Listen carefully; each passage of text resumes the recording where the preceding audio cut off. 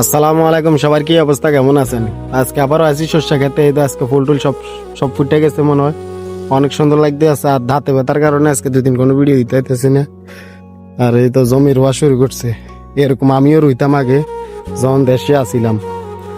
এখন তো এই বছর তো যে টাইমে আছে এই টাইমে জমি চাষ করা সম্ভব না। তো এই বছর খেমা আল্লাহ যদি বাঁচা, যদি দেশে থাকি আমিও জমি চাষ করতে হইব। কথা বুঝছেন, আমি কৃষকের ছেলে, জমিদার ন। এই হইলো আর হাল অবস্থা। আগে আমরাও জমি চাষ করতাম, পরে আমি বিদেশ যাওয়ার পরে আর ক্ষমা দিয়ে লেছে, চাষ করি না, লোক নাই। এই হইলো হাল অবস্থা আর কি। আর দাঁতে ব্যথার কারণে কথাই কইতে পারতেছি না, দাঁতের লগে দাঁত মিলাইতে পারি না, এই হাল অবস্থা। তো দোয়া করবেন আল্লাহ তাআলা যেন সুস্থতা দান করে। সুস্থতাও আল্লাহর নিয়ামত, অসুস্থ হইলে যে বোঝা যায় কত কষ্ট। ওকে, ভালো থাকবেন, সুস্থ থাকবেন, আমার জন্য দোয়া করবেন।